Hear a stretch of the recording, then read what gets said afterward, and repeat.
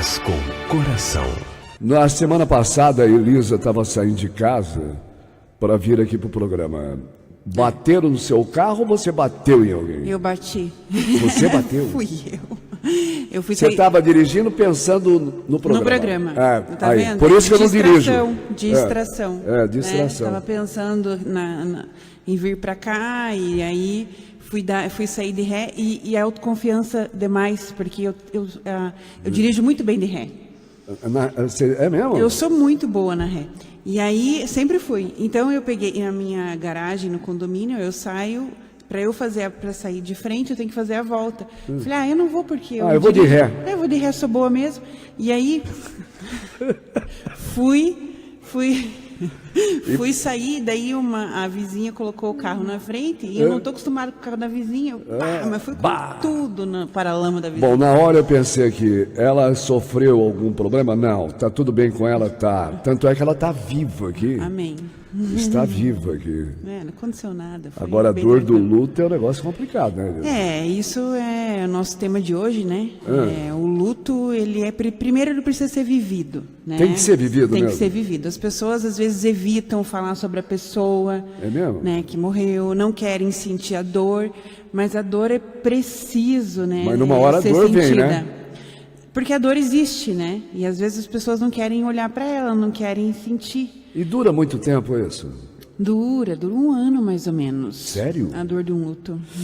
Me arrepiou aqui agora. Dura 1 ano, às vezes até um pouquinho mais, né? Quando a gente perdeu o meu irmão agora, eu fiquei 3 anos ali com meu pai e com a minha mãe, né? Que eu me separei, fui para casa dos meus pais e fiquei 3 anos com eles ali morando para poder recuperar, né? Porque não é fácil. A perda do irmão. Do irmão mais novo, né? O meu irmão mais novo. E não foi fácil pra gente, porque... Então você aprendeu muito com isso e agora você ajuda as pessoas. E elas te procuram? Bastante, né? É mesmo? Inclusive eu estava com uma família, né? Esse final de semana trabalhando isso, né? E esse tema do luto. E aí o que a gente percebe é isso, assim, as pessoas elas entendem esse movimento, né? Que tem que viver o luto. Essa família exclusivamente estava nesse movimento de acolher, de sentir a dor e colocar para fora o que estava sentindo, só que existem problemas antes do luto. Antes, né? Pessoais de cada um na relação familiar. Na convivência. E aí se sente culpado. Por que eu fiz isso? Por que eu fiz aquilo? E aí por que eu não agi assim? Isso. Aí existe a culpa em relação à pessoa, existe a culpa em relação ao sistema familiar, né? Por isso que quando fui fazer esse tema, eu falei da importância de viver o luto, mas também de ter uma terapia familiar. Quando a terapia problema. Ajuda mesmo? Ajuda, porque a família precisa se ver, tem né? que ser toda a família? Ou não? Pode ser individual? Eu acho que assim, uma conversa com toda a família é bem importante. Diz que esses dias eu conversei com a vovó, que perdeu um neto de 15 anos. Você precisa ver a dor dela. A vovó sofre muito? O vovô sofre? Que a gente é preparado para a ordem natural da morte, né? Eu sou mais velha, daí eu vou ser enterrada, né? Sabe que eu tenho uma amiga minha, porque você sabe que eu perdi uma sobrinha com 43 anos, a Estela. Estela é como filha. Não? E aí, no velório, chegou uma amiga minha lá, advogada, uma excelente advogada, doutora Anelore, doutora Anne. Ela falou assim, Luiz, eu falei, o que é, Anne? Eu vou propor para Deus, para ele fazer um decreto, olha a cabeça dela, para Deus fazer um decreto proibindo a morte de filhos antes dos pais. Porque é duro, hein? Porque a ordem natural é que o pai vai primeiro, depois o filho, né? Exatamente, né? Esses dias eu ouvi algo diferente, eu ouvi algo assim que eu fiquei até comovida, né? De uma pessoa que falou para mim na sessão, né? Eu não quero que os meus filhos me vejam morrer. Eu prefiro que ficar até bem velhinha e eu enterrá-los para eles não sofrerem. É mesmo? Porque assim, a dor da perda é tão grande que ela tinha medo que eles sofressem tanto a perda dela, né? Que era uma provedora, era uma mãe e tal. Então, assim, a dor, a gente não pode evitar a dor, né? E a maioria das pessoas, elas vivem evitando a dor. Isso em todos os movimentos, não só na morte, né? Eu já pensava diferente, eu acho que a pessoa tinha que... Então é natural isso mesmo, tem que falar, tem que viver. tem que viver a dor, e tem quando a que pessoa falar. diz assim, eu queria estar no lugar dele lá no caixão, eu preferia eu estar lá. Sim, e a gente ouve muito isso. É? Por isso que quando a gente vai fazer uma investigação ali na família, como a família está, a família talvez esteja com problemas sérios, né? E vem essa morte, né, até como propósito para a família poder rever o próprio sistema. Como que eu estou vendo você? Como que eu estou te acolhendo? Você como meu irmão ou você como meu pai? Como que eu estou acolhendo você no meu dia a dia? Eu só estou preocupado só comigo, né? Que isso acontece muito. Então é um acordar para a vida, né? Porque a gente não está... E a família acorda mesmo, acorda. Olha, a maioria acorda. Eu conheço família, da minha família mesmo. De 7 irmãos, eu era moleque, isso lá em Birigui, de 7 irmãos, né? E 4 mulheres e 3 homens. Um entrava pela porta da sala, outro saía pela porta da cozinha. Era um negócio de louco. E não é que o mais querido deles, que era meu amigo, com 18 anos, um acidente de moto. Maravilhoso ele, foi embora. A partir daí eu comecei a observar, né? Eu era moleque, né? Eu comecei a observar que eles foram mudando, você precisa ver como eles passaram a se amar. Sim. Um negócio de louco, cara. Transformação total. Eu falei, precisa morrer alguém para eles se unirem, cara. Sim, mas eu acredito que o principal propósito da morte é o próprio valor à vida, né? Eu tenho que dar valor à vida e ao momento que eu estou e com as pessoas que eu estou agora. E isso é muito importante, porque a gente não pensa sobre isso. Não pensa, né? Vou te tratar bem porque talvez eu não te veja amanhã. Né?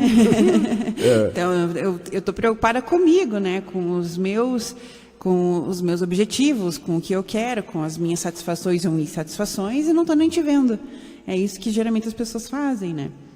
Então, por isso que um movimento de luto é importante ser acolhido, ser vivido, mas, acima de tudo, quando eu pensar numa pessoa que se foi, eu tenho que lembrar dos momentos bons que eu tive com ela. Lembrar os momentos bons. Isso, do que vivemos juntos, do que ela fez, como essa pessoa era, e o que ela proporcionou. O que ela gostava de fazer. Para a gente poder criar essa memória gostosa de saudades, né? E não a minha carência aumentar mais. Agora ela se foi, agora minha vida acabou. Porque isso saudade acontece. é o amor que fica. Né? É o amor que fica, né? Mas a carência é um problema que você já tinha antes. Então, você está ali carente, sofrendo porque uma pessoa morreu, e porque antes eu já tinha problema. Essa pessoa não tem nada a ver com isso, né?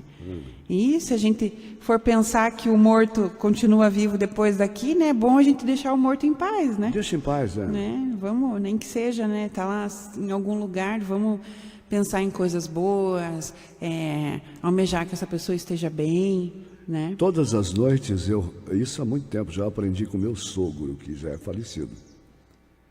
Eu aprendi muitas coisas bonitas com ele.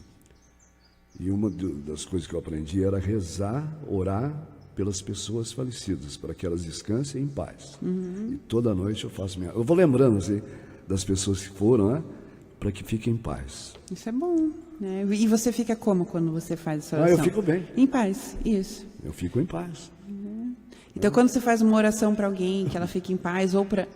a gente está fazendo para a gente mesmo também, né? É para a gente, né? E aí você vai ficando melhor e você vai dando valor à vida, não tem jeito. O valor à vida é você dar o teu potencial aqui e agora, no momento que estamos aqui, porque a vida é curta, né? Breve, passageira. A gente não sabe, né?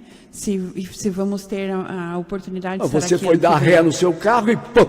Imagine se eu tivesse quebrado o pescoço. Poderia? Podia quebrar o pescoço. Daí não ia ter mais quarta-feira. Não ia ter Elisa Peruso aqui. Meu Deus. Você vê, não é verdade. Ter, aliás, né? A vida, né? Tchum! A vida. Então, se a gente pode tirar um proveito disso, né? E se as pessoas que sofrem com um luto, que sofrem com pessoas que se foram, busquem ajuda. Eu andei lendo também, até bom, que a gente todo dia, pelo menos uma vez por dia, tem que pensar na morte. Tem que. É mesmo? Inclusive, uma vez eu aprendi com um professor meu que num casamento, quando você está com essa pessoa, é importante você pensar que esse casamento vai acabar. Para que você viva aquilo, né? Para que você dê o seu melhor ali. Né? E não veja aquela pessoa como qualquer do teu lado, né? Então, você pensa assim, Eu penso que esse casamento vai acabar, que as coisas vão acontecer, que não vai ter mais, para eu poder viver, né? Porque a gente tem que lembrar de viver o agora. Inclusive, eu estava lendo uma reportagem da Cissa Guimarães, que perdeu o filho dela num túnel, né? Ele foi atropelado com 18 anos e tal. E ela fez uma terapia do luto. E ela A terapia do luto. A terapia do luto.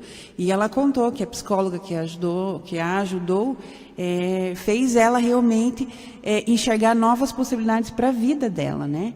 Então, viver esse luto, chorar, colocar para fora, falar sobre isso, lembrar, tem todo um processo, né? Lembrar das boas memórias, né, que você teve com a pessoa e começar a reconectar você com a própria vida aqui e agora. Você sabe que eu conheci lá em Jacarezinho um padre, eu tive amizade com ele. Então, quando a pessoa ia fazer uma direção espiritual com ele, ou uma confissão, a pessoa acho que ficava pensando, será que ele vai mandar eu rezar quantas Ave Maria, quantos Pai Nosso? Ele não falava nada disso. Eu via, falava assim, quando morreu alguém hoje na cidade? Morreu ontem, vai ser enterrado hoje. Vai lá no enterro. Mas eu não conheço, não tem problema. Vá no enterro. Vai lá, na hora da sepultura. Ele só falava isso. Veja a profundidade, hein? Sim. Para você poder dar valor à vida, exatamente. Né? Por quê? Porque muitas vezes você vai se confessar achando o maior pecador do mundo, né? Que a vida é uma direção espiritual, então, de repente... E eu pego muito isso em consultório, sabe? As pessoas brigam por bobagem. Por bobagem. É nora que briga com a sogra por bobagem. Por conta de um prato, por conta de um feijão. Ou é a sogra que briga com a nora por causa de uma comida. Um copo que caiu e quebrou, né? Ou é você que briga com o seu filho por bobagem, besteira, né? Besteira. Isso. E as pessoas precisam entender o valor da vida, o valor da família, o valor da comunidade, o valor, né? E o dinheiro também. Meu Deus, o dinheiro. O valor do dinheiro também tem que entender para que ele serve de verdade, né? Meu Deus do céu, tudo. Quantas famílias vivem em briga? Famílias que têm dinheiro, estou dizendo que tem dinheiro. Sim. É dinheiro. A discussão é dinheiro. Dinheiro. Quando você não tem, agora você fica discutindo por causa de dinheiro, quando você tem condições, né? Você ouve muito isso, né? E como, né? E aí você tem que...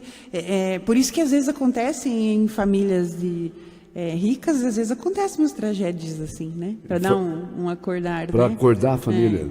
Na constelação familiar, no método terapêutico que eu trabalho, como o nosso movimento sistêmico, a gente entende que tudo que acontece na família ou uma morte de alguém, aquilo diz respeito a servir a família. Então, uma morte serve a família. Serve a família. Serve a família. Caramba. Então, aquela pessoa que morreu mais nova, ela está a serviço da família. Ela está querendo mostrar algo para aquela família. Né? E quando todos olham em direção a ela, eles podem se olhar um a direção ao outro também. E parar de buscar algo que de não intriga, né? Porque muitas vezes não existe um olhar de um pai para um filho, não existe o olhar da mãe para um filho de verdade, né? O olhar de verdade. O olhar de verdade, do coração, né? Estou aprendendo muita coisa aqui. Caramba. Já mudei algumas coisas que eu pensava errado, ouvindo você aqui. Que bom. Porque você, no consultório, você vai aprendendo também, né? Com as pessoas. Meu também. Deus, eu acho que eu sou a que mais aprendo. E ajuda as pessoas.